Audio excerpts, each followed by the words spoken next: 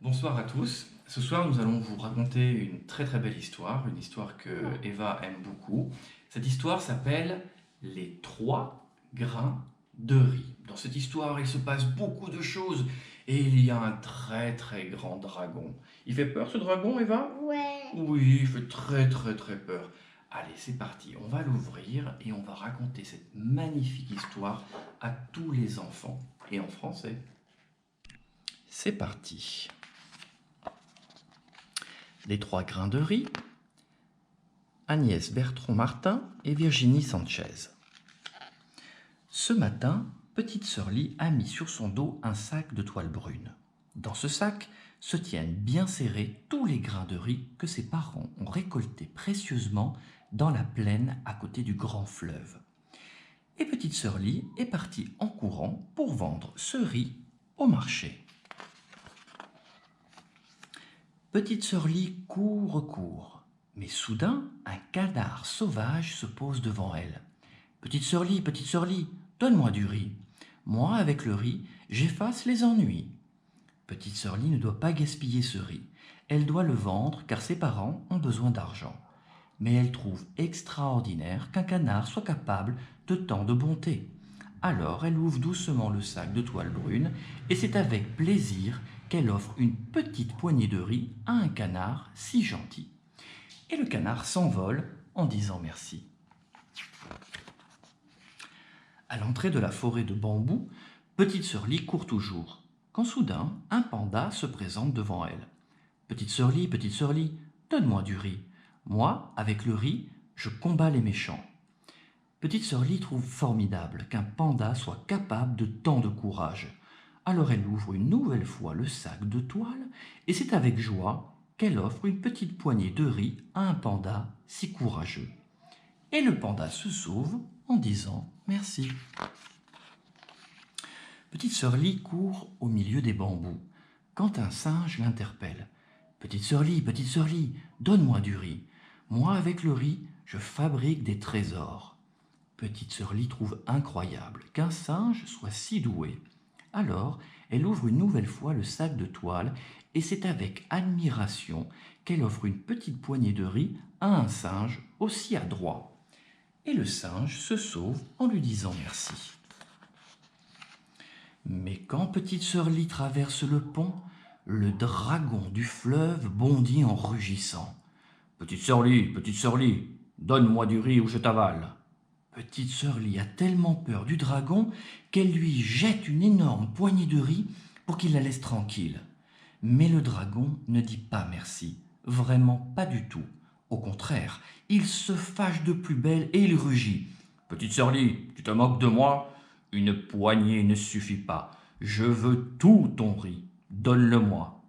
Ah non, répond petite sœur Lee, tu exagères. Ce riz, je dois le vendre au marché. Et petite sœur Lee court de l'autre côté du pont. Le dragon est furieux. Il se dresse pour cracher sa colère contre petite sœur Lee. Il lance des serpents de flammes qui transforment le ciel en brasier. Il avale l'eau du fleuve et la recrache pour noyer petite sœur Lee. L'eau du fleuve monte aux pieds de petite sœur Lee, à ses mollets, à sa taille. Petite sœur Lee est secouée par le courant. Elle essaie de nager, elle lutte pour ne pas se noyer, mais hélas, son sac se déchire et les grains de riz sont emportés par l'eau en furie. Petite sœur Lee s'agrippe à une branche de bambou. Petite sœur Lee a froid. Petite sœur Lee a peur. Petite sœur Lee a tout perdu. Enfin, c'est ce qu'elle croit. Mais le canard sauvage passe au-dessus d'elle. Petite sœur Lee, pour toi, j'ai gardé un grain de riz. Et il le crache dans l'eau en chantant. Petit grain de riz, efface les ennuis de petite sœur Lee.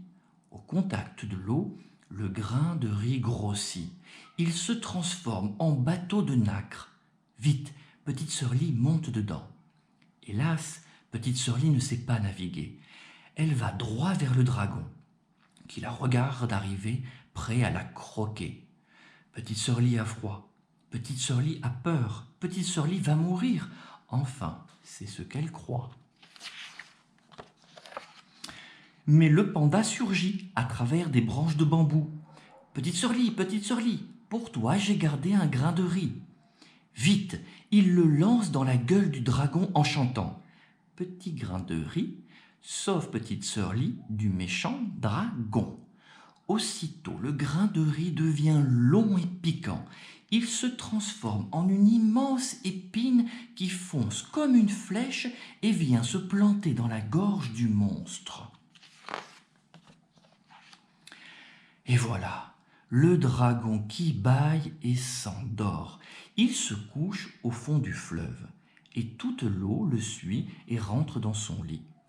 Petite sœur Lee accroche le bateau au ponton et elle court chez elle pour voir si parents n'ont pas été emportés par l'eau du fleuve.